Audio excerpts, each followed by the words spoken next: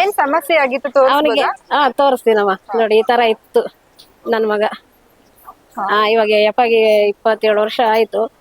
ಈ ತರ ಇತ್ತು. ಇವಾಗ 1.5 ವರ್ಷದಿಂದ ಈ ತರ ಆಗಿರೋದು. ಏನಾಗಿ ಹೀಗಾಗಿದ್ದು? 1.5 ವರ್ಷದಿಂದ ಏನ್ ಇದ್ದಕ್ಕಿದ್ದಂಗೆ ಪ್ರಾಬ್ಲಮ್ ಗೊತ್ತೇ ಇಲ್ಲ. ಎಷ್ಟು ಆಸ್ಪತ್ರೆಗಳಿಗೆ ಅಲ್ದಿದ್ರಿ? ಸುಮಾರು ಹೋಗಿದ್ವಮ್ಮ. ಒಂದೊಂದು ಹಾಸ್ಪಿಟ್ಲ್ಗೆ ಹೋದ್ರು 10, 15 ಸಾವಿರ, 20 ಸಾವಿರ, ಸುಮಾರು ಒಂದು 10, 15 ಹಾಸ್ಪಿಟ್ಲು, ದೇವಸ್ಥಾನಕ್ಕೆ ಬೇಜಾನು ಹೋಗಿದೀವಿ. ಆಸ್ಪತ್ರೆಯಲ್ಲಿ ಏನಂತ ಹೇಳಿದ್ರು ಈ ಸ್ಕಿನ್ ಸಮಸ್ಯೆಗೆ? ಅದೇನು ಅಂತ ಹೇಳಿದ್ರು.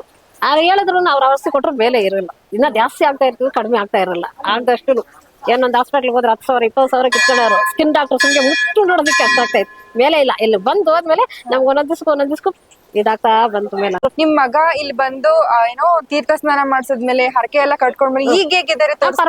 ತೋರಿಸ್ತೀನಮ್ಮ. ಈ ದೇವಸ್ಥಾನ ಬಂದ್ಮೇಲೆ ನಾನು ಆರೋಗ್ಯ ಸಮಸ್ಯೆ ಎಲ್ಲ ಸಂಪೂರ್ಣವಾಗಿ ಕ್ಲಿಯರ್ ಆಗಿ ಈಗ ಮತ್ತೆ ನಾನು ಸ್ವಾಮಿ ಹರಕೆ ಕಟ್ಟಿಗೋಸ್ಕರ ಬಂದು ದರ್ಶನ ಮಾಡ್ಕೊಂಡು ಹೋಗೋಣ ಅಂತ ದೇವಿಗೆ ಬಂದಿದ್ದೀನಿ. ಸರ್, ಈಗ ನೀವು ಆಸ್ಪತ್ರೆಗಳಿಗೆ ಅಲಿಯುವಾಗ ನಿಮ್ಗೆ ನಂಬಿಕೆ ಐತಾ ವಾಸಿ ಆಗುತ್ತೆ ಅಂತ ಆಸ್ಪತ್ರೆಗಳಲ್ಲಿ? ನಂಬಿಕೆ ಐತೆ ಅಂದ್ರೆ ಅವ್ರು ಹೇಳ್ತಾ ಇದ್ರು ಈ ತರ ಇದೆ, ಪ್ರಾಬ್ಲಮ್ ಇದೆ, ಸೊ ಕ್ಲಿಯರ್ ಆಗುತ್ತೆ, ಏನ್ ಟೆನ್ಷನ್ ಇಲ್ಲ ಟೆನ್ಷನ್ ಅಂತ. ಸುಮಾರು ಟ್ಯಾಬ್ಲೆಟ್ ಸುಮಾರು ಖರ್ಚಾಯಿತು. ಇವತ್ತು ಮೇಲೆ ಆದ್ರೆ ನಾಳೆ ಮತ್ತೆ ಯಥಾಶತಿ ಪ್ರಕಾರ ಆಗ್ತಿತ್ತು. ಇಲ್ಲಿ ಬಂದ ಮೇಲೆ ಸಂಪೂರ್ಣವಾಗಿ ನಾನು 99% ಕ್ಲಿಯರ್ ಆಗಿದೆ. 1% ಇದೆ, ಪರವಾಗಿಲ್ಲ. ದೇವ ದರ್ಶನ ಮಾತ್ರ ಎಲ್ಲ ಕ್ಲಿಯರ್ ಆಗಿದೆ. ಏನ್ ಹೇಳ್ತೀರಾ ಭದ್ರಕಾಳಿ ಅಮ್ಮನ ಮಹಿಮೆ? ಭದ್ರಕಾಳಿ ಮಹಿಮೆ ಇದೆ, ತುಂಬಾ ಮಹಿಮೆ ಇದೆ. ತುಂಬಾ ಆಸಕ್ತಿವಾಗಿ ಭಕ್ತಿಯಿಂದ ಕೇಳ್ಕೊಂಡ್ರೆ ಎಲ್ಲವೂ ನೀರು. ಪ್ರತಿಂಗರೆ ಬಂದ್ಬಿಟ್ಟು ಒಂದು ಸಿಂಹ ರೂಪಿಣಿ.